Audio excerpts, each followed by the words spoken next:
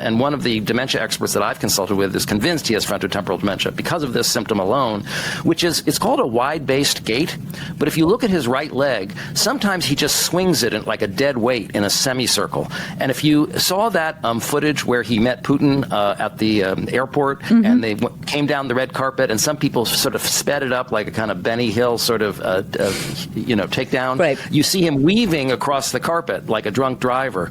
If you actually take that same footage and slow it down, what you see is the reason he's weaving to the left is because his right leg is swinging this wide swing to the left, which is causing his whole gait to move in that direction. We have a lot of different pieces of tape where we see that wide-based gait. And the expert that I consulted with said this is what we call pathognomonic. You don't see this in anyone unless they have frontotemporal dementia. So it's a very specific symptom that really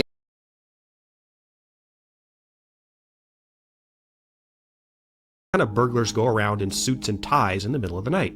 Of course, the burglary was political. The 5 guys the DC police bagged that night at the Watergate complex turned out to be members of a group of clandestine spies, nicknamed the Plumbers, run principally by 2 men, Howard Hunt, an author of spy novels and a former CIA agent, and G. Gordon Liddy, a former patent attorney, FBI agent, and sometime employee of the Treasury Department, who had a strange obsession with Hitler and Nazi Germany.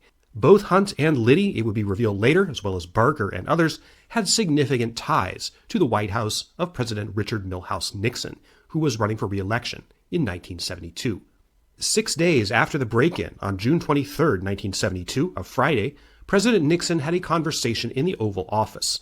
What you're seeing on the screen is not the real Oval Office,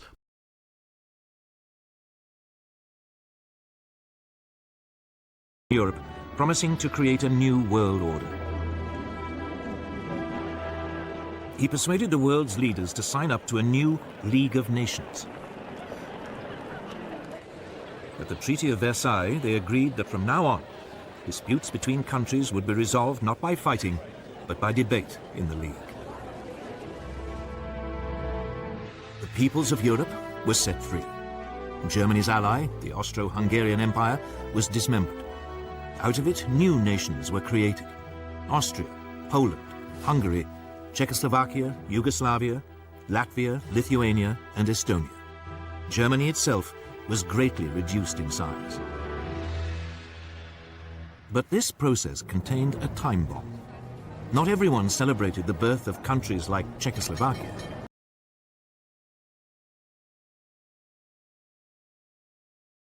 Victorian detective and private investigator Damien Marrett. He talked to locals who know the families. You've been there, you've had a look around. What do we know?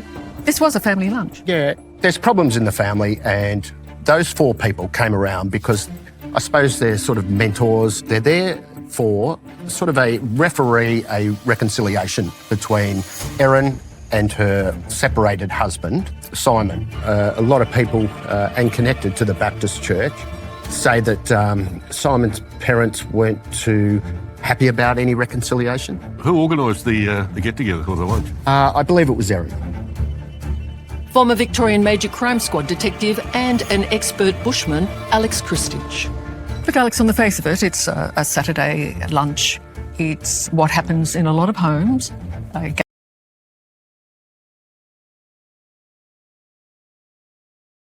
Biden-Harris ticket wins this fall, Harris will be the country's first female vice president, putting her closer to the Oval Office than any other woman in history.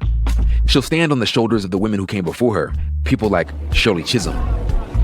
I stand before you today as a candidate for the Democratic nomination for the presidency of the United States of America. And build on the legacy of women like Hillary Clinton. Although we weren't able to shatter that hardest glass ceiling this time, thanks to you, it's got about 18 million cracks in it.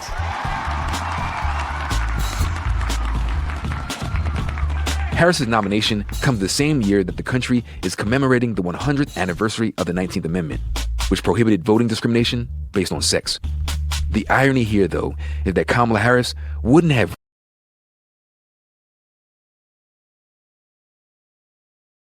I don't think it is anymore. I think in the beginning, it was this big question mark, what happened? Now in this community, there is this incredible gratitude that our building survived And it really is going to be the cornerstone of the rebuilding of this whole town. Right. And we're leaning in heavy to do that because we're going to be a big part of the rebirth of this community. Do you think it was as simple as why did his stuff stay up and the other stuff burn down? It could be, and I don't blame people for being shocked and angered. Listen, my daughter lost her home, my son lost his home, we lost a home.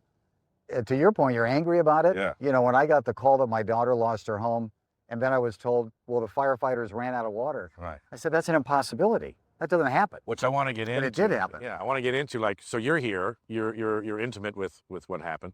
You know, we hear about the reservoir, we hear about the run out of water, we hear about the broken pipes. Right. We hear about the decommissioned fire trucks. Right. All true.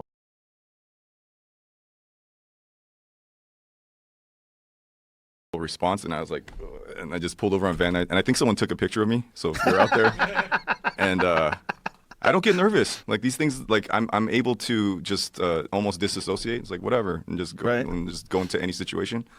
And I just felt, you know, and I was like, oh, maybe it was the breakfast I had. I had a hard-boiled egg and chia pudding. That's what I had for breakfast. So that's it. That's it. And I pull over, and I was like, oh my god, I'm fucking nervous. I'm just gonna puke. Puke. I look across the street. There's a guy like, fuck. And then I get in the car, and I'm like, do I really want to share with Joe that I tried on like 4 different outfits last night? Do I want to share with him that I got caught yesterday at, I was eating at, there's a place called Johnny Pastrami's in West Adams that just opened. It's an old restaurant that just reopened. And I know the guy that runs it, Danny, and he said,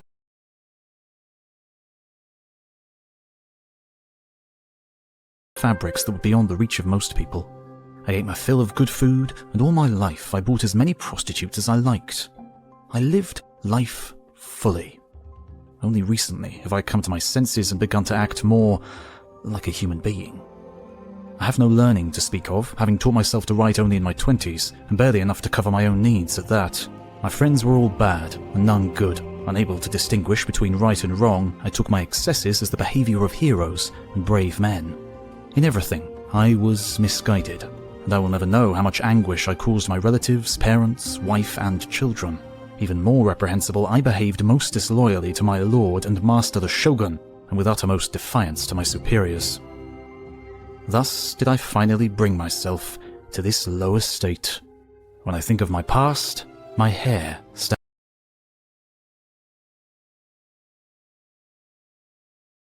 Turns out that when you try and make a podcast about horror movies that people got mad at, do you know what movies qualify for that? All of them. Literally all of them. So there's going to be probably one that maybe you're thinking I'm going to cover that I'm not going to cover, because then I would have to cover all the movies.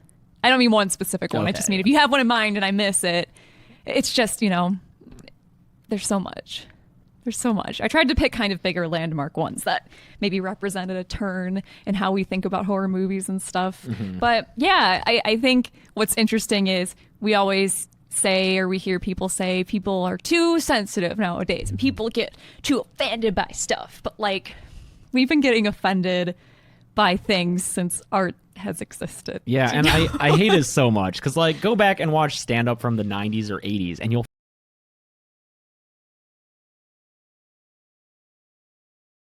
In fact, Xi Jinping is still spending billions to rewrite the history of that night. Here is a pro-CCP account lying about how it was Americans who were killed at Tiananmen. Sadly, this fake history got 500,000 views on Twitter, and that's because CCP bots promote this content that pushes the CCP's narrative. When we tried covering the true story of what happened that night, our video was heavily downvoted by CCP bots. Because of that, it got less than 50,000 views. That's why, if there's any video where I need your help the most, it's this one. If you guys can please take a second and hit that like button and subscribe button down below, it truly does help us defeat the CCP bots. And if you think more people need to learn the truth about the CCP, then please share this on your social media accounts. Let's go over how the CCP killed democracy in China. Now, most of you likely know what happened on the 4th of June, 1989.